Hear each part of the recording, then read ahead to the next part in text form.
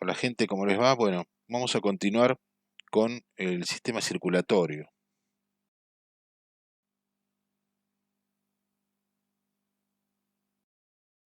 Ya habíamos visto en la parte de anatomía cómo estaban conformados desde el punto de vista estructural los componentes principales del sistema circulatorio, del aparato circulatorio. ¿eh? Vamos ahora un poquitito más profundo. Sabemos que, bueno, el corazón, del cual ya vimos cómo estaba conformado, es el órgano central, actúa como una bomba, que también parte de este sistema circulatorio está constituido por tubos de transporte, que son arterias y venas, por tubos o filtros de intercambio, que son los capilares, y por un elemento líquido, que es el elemento circulante, que es la sangre. El corazón, como ya habíamos visto, es un órgano hueco con una estructura muscular que conforman sus paredes y que tiene la capacidad de contraerse. Tiene 4 cavidades principales, 2 aurículas, derecha e izquierda, y 2 ventrículos, también derecho e izquierdo. Y válvulas, que son las que se encargan de ordenar el sentido de la sangre.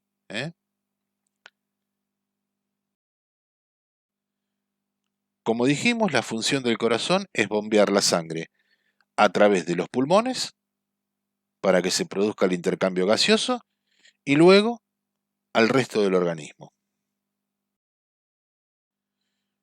Como dijimos, las 2 cavidades superiores son las aurículas y las 2 cavidades inferiores los ventrículos. Las aurículas reciben sangre de un sistema que es el sistema venoso. Cava superior y cava inferior para la derecha, pulmonares, venas pulmonares para la aurícula izquierda. De allí pasan a los ventrículos, del ventrículo derecho por la arteria pulmonar a los pulmones, del ventrículo izquierdo por la aorta al resto del organismo. Y en esto también ya lo habíamos visto, ¿no? En la parte de anatomía, las cavidades auriculares con la comunicación hacia los ventrículos, tricúspide, mitral, sigmoidea aórtica, sigmoidea pulmonar, y la irrigación del corazón a través de las arterias coronarias, la derecha y la izquierda, con sus 2 ramas principales, la circunfleja y la descendente anterior. La aurícula y el ventrículo derechos conforman lo que se denomina corazón derecho. Reciben la sangre que proviene de todo nuestro organismo, desembocando a través de la cava superior y de la vena cava inferior, en la aurícula derecha. De allí, a través de la válvula tricuspidia, se dirige al ventrículo derecho. En tanto que la aurícula y el ventrículo izquierdos forman el corazón izquierdo.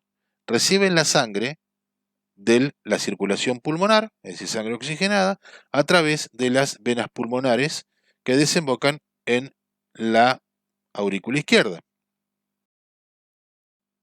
Como dijimos, esta sangre que proviene de los pulmones está oxigenada.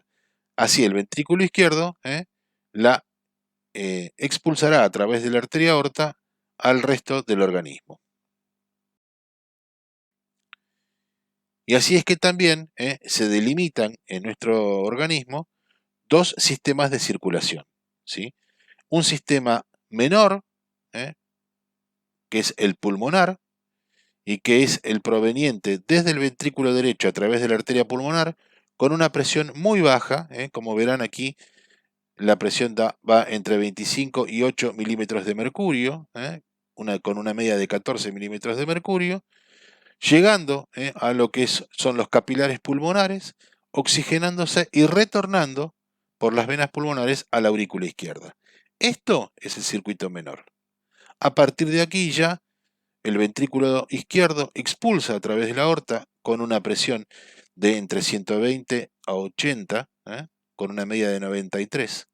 Ven la diferencia de presión que existe. Expulsa a través de la arteria aorta, como dijimos, hacia el organismo, hacia los tejidos, donde se volverá a realizar un intercambio, se cederán los nutrientes y el oxígeno a los tejidos y se tomarán de estos los desechos y el dióxido de carbono para retornar a través de las venas cavas a la aurícula derecha. Esto es el circuito mayor.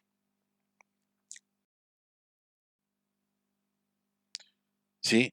Lo mismo que dijimos antes.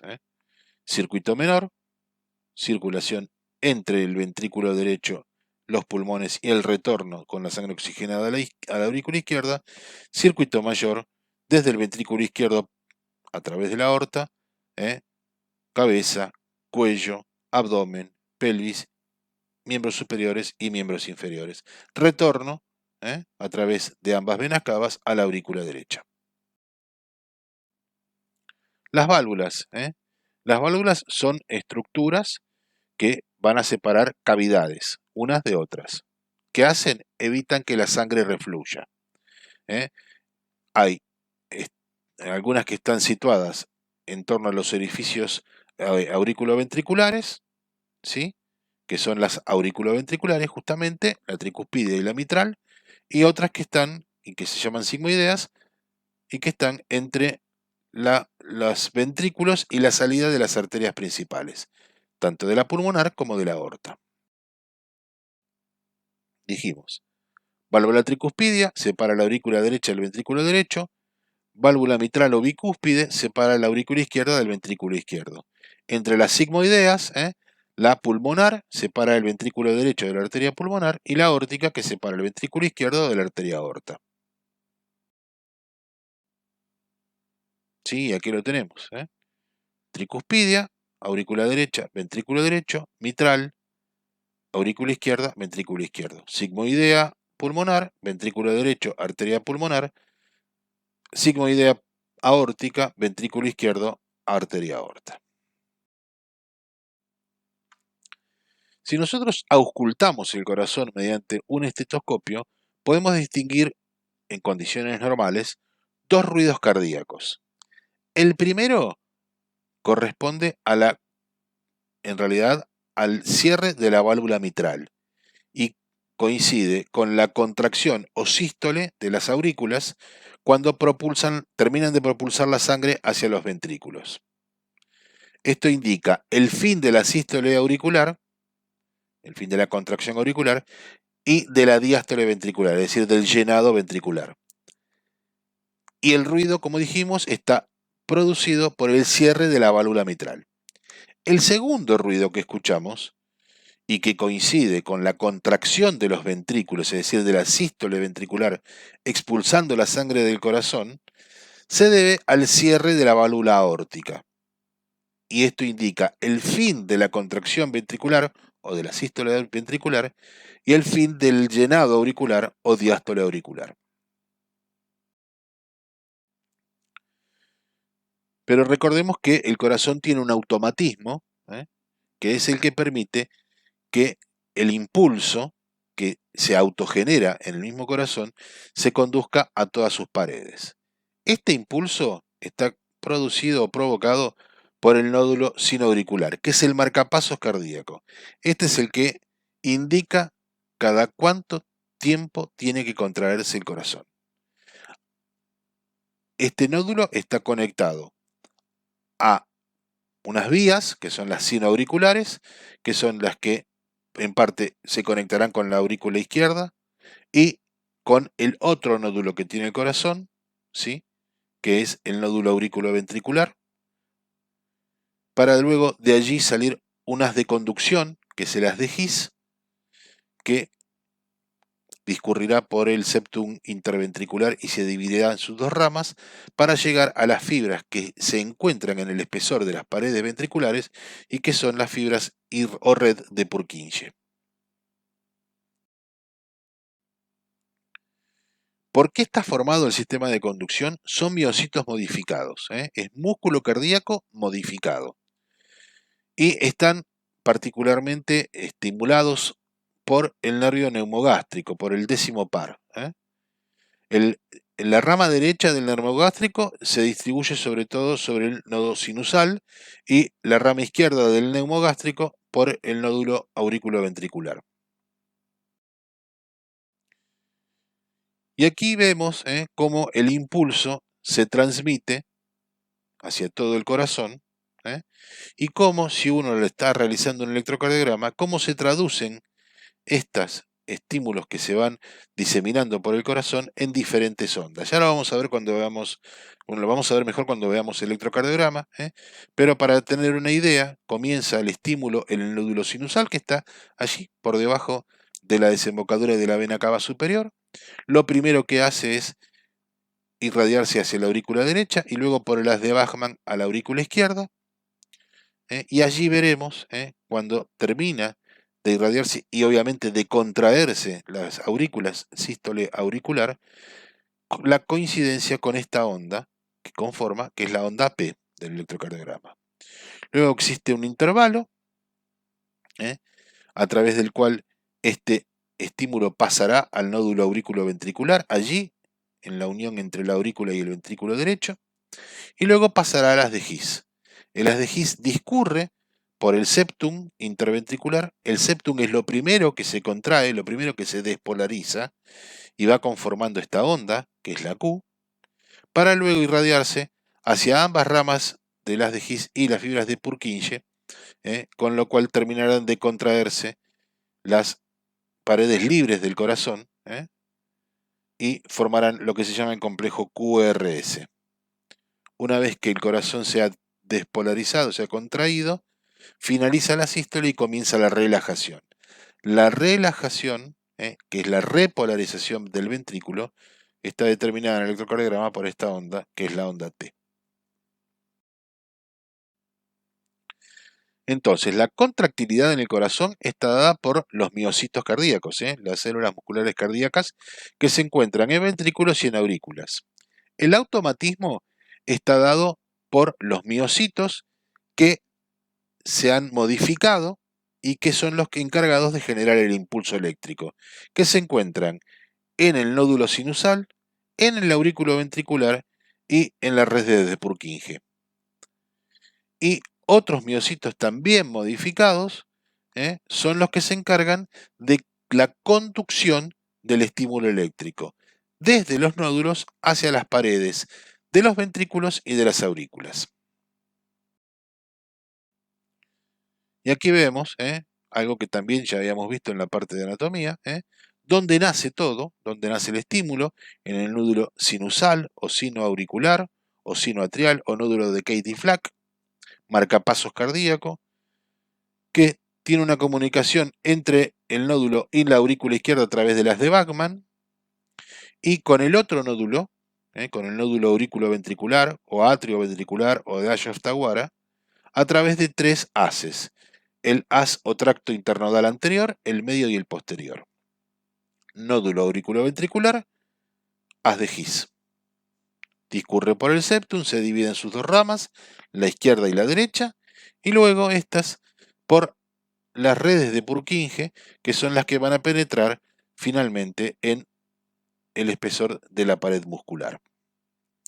Y aquí vemos cómo la contracción, sístole auricular, pasaje de la sangre hacia los ventrículos, diástole auricular, contracción de los ventrículos, expulsión de la sangre, arteria pulmonar y arteria aorta. Las dos capas principales del corazón son el endocardio y el miocardio. La tercera capa, que se divide en dos hojas, es el pericardio, que es la membrana que envuelve el corazón. El miocardio es la pared muscular del corazón, ¿sí? Está constituido por fibras musculares estriadas del tipo cardíaco que se entrecruzan formando una red para que cuando se contraigan todos al unísono y la fuerza de contracción sea igual en todo el diámetro, ¿sí? Cada una de estas contracciones determina la acción del bombeo del corazón.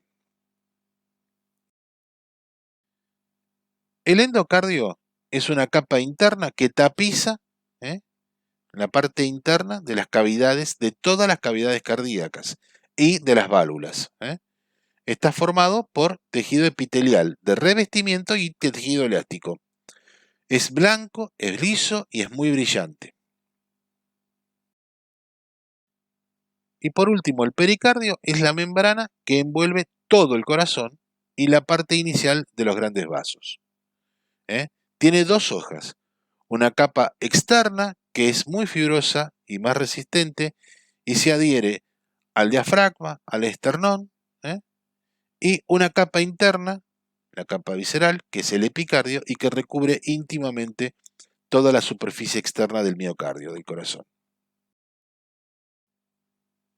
Bien, hablemos ahora del ciclo cardíaco, ¿sí? El corazón impulsa la sangre mediante un movimiento de sístole y de diástole, es decir, sístole es la contracción del corazón y se denomina tanto sístole para las aurículas como para los ventrículos.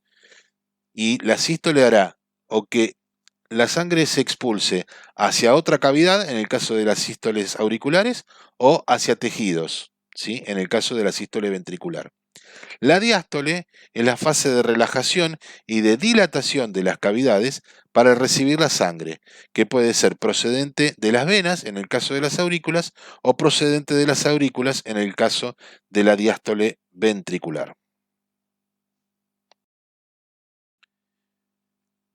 El ciclo cardíaco está conformado por una fase de relajación y llenado ventricular, que es la diástole, seguida de una fase de contracción y vaciado ventricular, que es la sístole. Entonces, el ciclo cardíaco está conformado por una diástole y una sístole ventricular.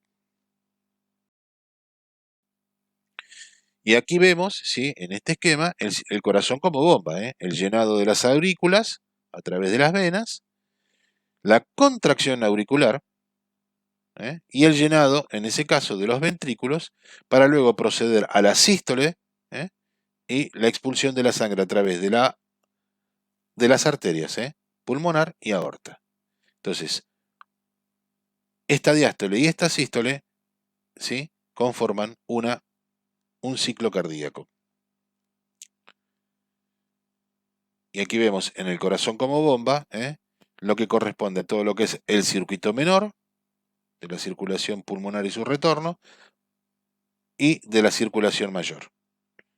Desde la salida de la sangre a través de la aorta hasta el retorno a través de las venas cavas. Los tubos de transporte, ¿sí?, de este elemento líquido que es el que circula en el sistema circulatorio. Arterias y venas.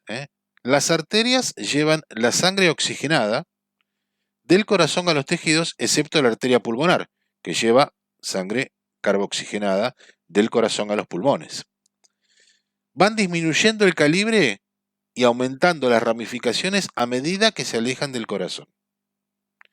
En cambio, las venas devuelven la sangre carboxigenada al corazón, excepto las venas pulmonares que traen la sangre oxigenada desde los pulmones, y van incrementando su calibre a medida que se aproximan al corazón y disminuyendo sus ramificaciones. ¿Cómo son las arterias?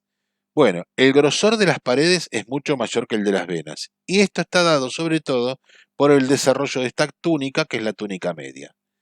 Tiene 3 capas, una túnica íntima, que es la más interna, y que está constituida por un endotelio, que reviste toda la luz del vaso, por una media, que particularmente está constituida por fibras elásticas y músculo liso, y por una adventicia, que está conformada por fibras colágenas, por tejido fibroso, laxo.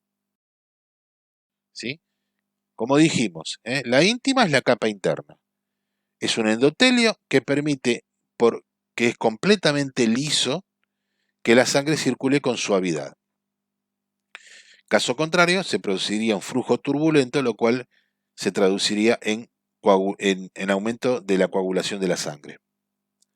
La túnica media, como dijimos, es la de mayor grosor, tiene, aparte de fibras elásticas, fibras musculares, y es la que permite que con su contracción el calibre de las arterias varíe. En tanto la adventicia es la capa externa, está conformada por tejido conjuntivo laxo.